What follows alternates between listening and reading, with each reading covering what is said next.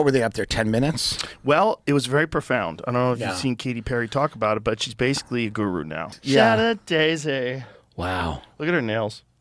So pretty. Let's not minimize this. No, I know. Let's It's a big deal. let's celebrate Yeah. female astronauts. And Joe Rogan didn't just call out Katy Perry's fake astronaut moment, he destroyed it. The second she landed back on Earth, Katy Perry dropped to the ground, kissed the dirt, and acted like she just survived a life-or-death mission.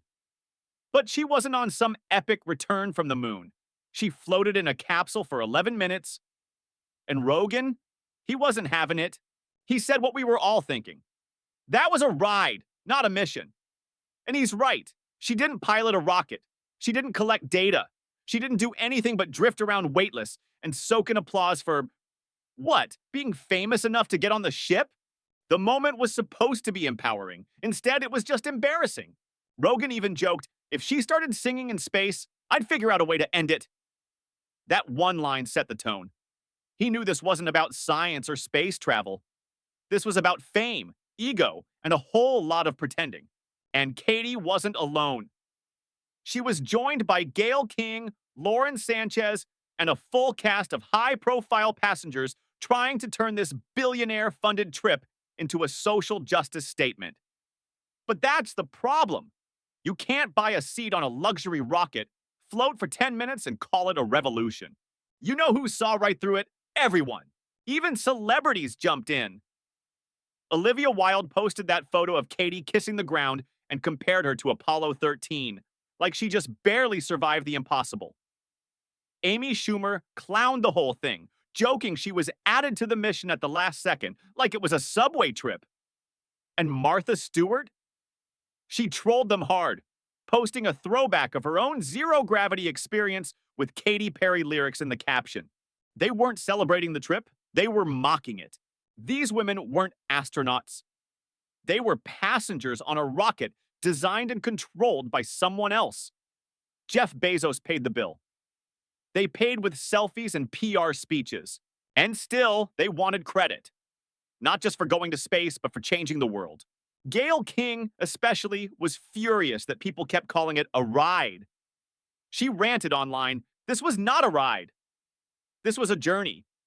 But no matter how many times she says it, the facts don't change. It was a 10-minute round trip, with no real mission, no training, and zero scientific value. Joe Rogan called it out perfectly. It's all for show. It's pretending to be something bigger, more important, more heroic. But none of it is real. Rogan didn't hate that they went to space. He hated how fake it all was. Let's talk about training. Real astronauts spend years in simulators. They prepare their minds and bodies to survive disaster. They risk death to help humanity reach beyond the stars. These women, they spent 2 days learning how to buckle a seatbelt. And they came back with flowers in their hands, tears in their eyes, and speeches about female empowerment. As if the capsule itself was powered by feminism. Katy Perry even said she felt connected to love and goodness, and claimed the experience changed her. Then she said she might finally get her ears pierced, because space gave her courage. This is the level we're working with, and yet they want to be seen as heroes. Role models, trailblazers. But heroes don't use zero-gravity selfies to promote luxury space tourism.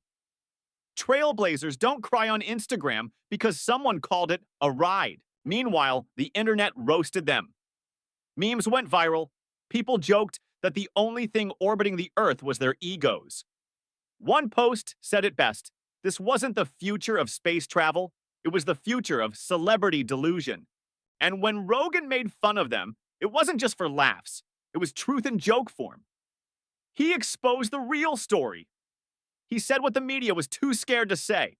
Because here's the thing. This wasn't a moment for women everywhere. This wasn't a step forward for equality. This was a billionaire's girlfriend and a few famous friends taking a rich person ride and pretending it meant something. The truth, it didn't. It meant nothing for science, nothing for progress, and nothing for anyone who actually wants to become an astronaut. Because they didn't earn it. They didn't train for it. They didn't suffer for it. They posed. Joe Rogan's entire take boils down to one message. You don't get to fake greatness. And that's exactly what they tried to do. They turned a private joyride into a fake milestone for female empowerment. And when real people, hardworking people, saw through it, the celebrity crew lost their minds. But they didn't stop. They doubled down. They gave interviews. They cried on camera. They told us that if we didn't celebrate their 10-minute float through the sky, we were the problem. Wrong? The problem is thinking a sponsored vacation in space makes you a leader. The problem is dressing up a publicity stunt like it's a moon landing. The problem is Katy Perry calling herself an astronaut when she couldn't even operate the craft. At the end of the day, they didn't inspire women. They embarrassed them. Real progress isn't made by people who buy their way in. It's made by people who climb, who struggle, who work for it. This mission wasn't empowering. It was exposing. Exposing how fake things have gotten in Hollywood, how easy it is to fool the media, and how fast the public will turn when they see through the act. Rogan was just the first to say it out loud. Because when your biggest achievement is floating in a capsule that someone else controls, you didn't make history. You made a commercial. And the only thing launching that day was your ego. But thanks to Joe Rogan, we finally saw the truth.